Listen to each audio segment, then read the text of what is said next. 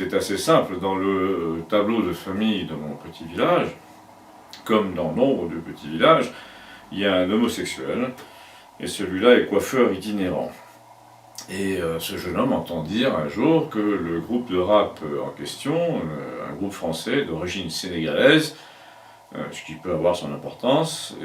qui s'appelle Section d'Assaut, qui vend des centaines de milliers de disques en France, appelle explicitement la jeunesse de notre pays à mutiler et à tuer les homosexuels parce qu'ils ne sont pas halal, et l'expression, là encore, n'est pas indifférente. Du coup, mon jeune coiffeur est évidemment assez inquiet. Oui, je vois que vous allez me répondre que c'est une affaire ancienne, qui a été jugée, déjà réglée, et en fait, moi, je vous réponds que pas du tout. Je vous réponds que c'est un enfumage délibéré de l'opinion auquel on assiste, parce que le groupe de rap dont il s'agit a d'abord déclaré, certes, qu'il n'aimait pas les homos et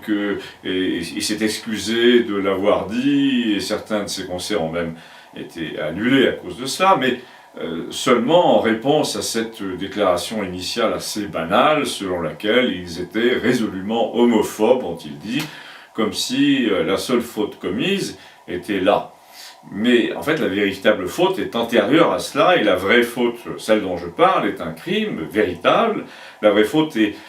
qu'ils ont proféré une invitation à la guerre civile, une incitation à mutiler et à tuer son prochain. Dans l'une de leurs chansons, ils appellent explicitement la jeunesse de France à couper le pénis des homos et à laisser leurs cadavres sur le périphérique.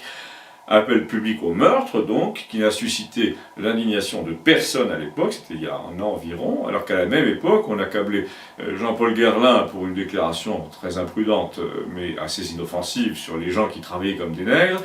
Et là, aujourd'hui, on se demande où est le parquet de Paris, qui à l'époque avait réagi pour l'affaire Guerlain, et où sont les bonnes consciences qui ont tant commenté les déclarations de cet octogénaire. Alors, pour en revenir à mon petit coiffeur du village,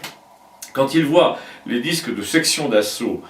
dans les familles où il vient coiffer des enfants de 14 ans, quand il entend qu'on invite les adolescents à tuer l'homo d'en face, après lui avoir coupé le zizi, je le rappelle, quand il voit qu'on inquiète par exemple Éric Zemmour pour avoir dit qu'il y avait beaucoup d'Arabes dans les prisons, et que personne ne relève un appel au meurtre sur un groupe social français, mon petit coiffeur est quand même un peu inquiet. Il se demande ce que font les amis du président de la République et tous ceux qui votent au Parlement les lois qui nous accablent et qui nous oppressent. Il se demande surtout s'il va devoir prendre les armes contre ceux qui menacent aussi explicitement de le tuer, je le rappelle, ou s'il va devoir demander par exemple l'asile politique en Suisse. Parce qu'en 1930, c'est pour avoir laissé passer des appels publics au meurtre de ce genre qu'on a fini par découvrir, des années plus tard, des centaines de charniers. Alors moi, par amitié pour mon petit coiffeur de village, je témoigne de son indignation et de son inquiétude.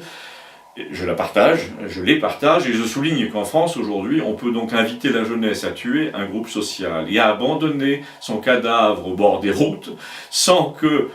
les politiques, les médias et les simples citoyens trouvent qu'il y ait là matière à scandale. Eh bien, à mon avis, le scandale, il est précisément là, et j'espère que mon petit livre contribuera à le révéler à ceux qui nous écoutent et à ceux qui me liront, après quand même presque 2 ans d'aveuglement et de lâcheté sur ce sujet. Parce que ça se passait en 2010, cette histoire. On a pu écrire et chanter donc à l'époque, il y a 2 ans déjà, la phrase suivante, et là je cite avec d'énormes guillemets, « Je crois qu'il est grand temps que les PD périssent, coupe-leur le pénis, laisse-les morts sur le périph'. » Et là, personne, je vous le rappelle, n'est monté sur ces grands chevaux. Eh bien moi, je monte sur les miens, et je vous dis qu'on en reparlera.